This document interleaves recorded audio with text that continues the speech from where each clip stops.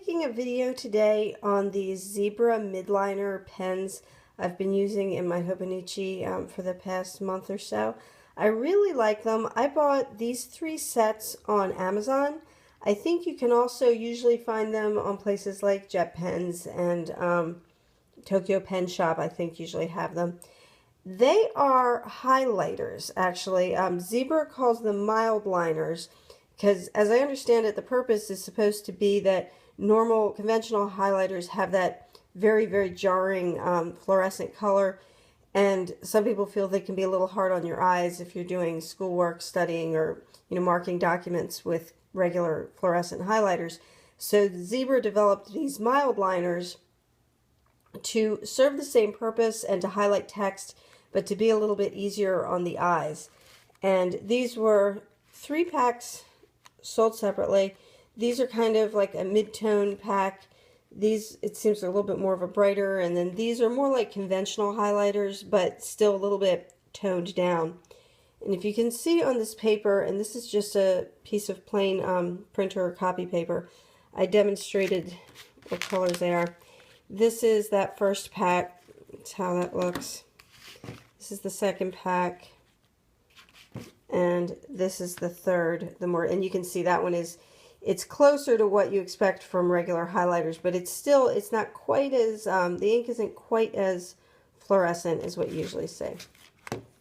The other cool thing with these, besides that, I like the packaging because it's really sturdy, and you can keep them in here, and the little clips come down over the edge, and so I've been holding on to these and using the packages to store them, which is really useful.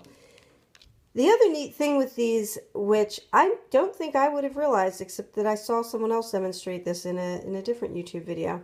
You take off the cap, you've got your conventional highlighter chisel edge that you can use for highlighting text.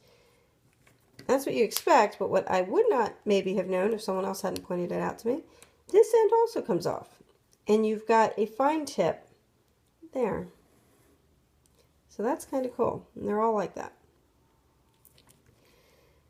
So they're made to be highlighters, and I do think they work quite well as highlighters. I really love, especially like the brown and the gray are really cool to use for highlighting. It's so gentle on your eyes. But I mainly bought them to use in my Hobonichi Techo to help with my illustrations and just kind of something else to use in there.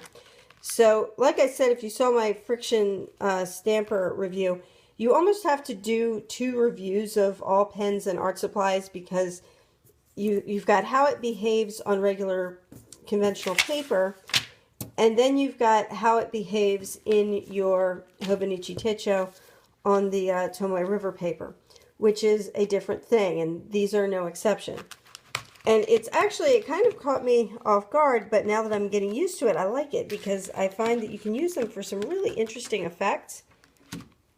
Of course, the thing with the river paper, like everybody points out, is that you can use it a lot for fountain pens and watercolors and things like that because the paper, although it's extremely, extremely thin, the inks and paints don't tend to soak through it the way they do in most conventional stuff.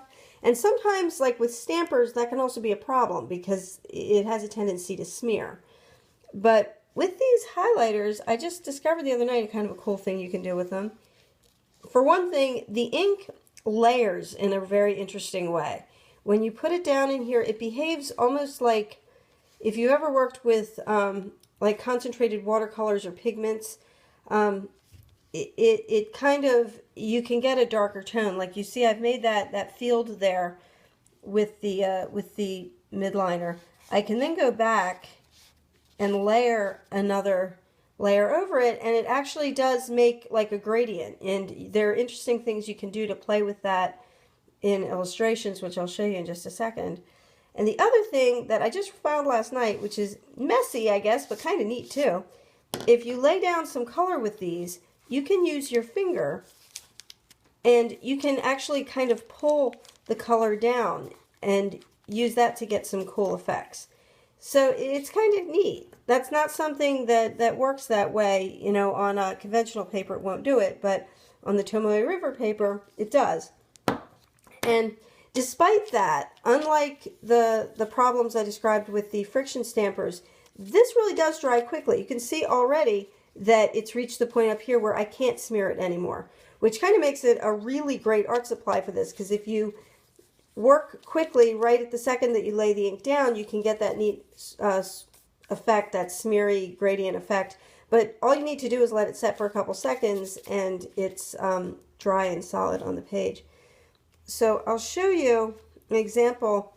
This illustration that I did here of child's pose, yoga pose, like this shadow on the shorts was just done by coloring them pretty quickly with the pale gray Mildliner and then laying a little bit more over top of it to create the shadow. And the same with the blue here. I had left it, I did the whole thing in blue very lightly and quickly, and then I used blue here, very heavy, to make that darker shadow, and I just went over this top part like once to make it slightly darker. So you can really play with that and create gradients, and I think that is a really neat effect.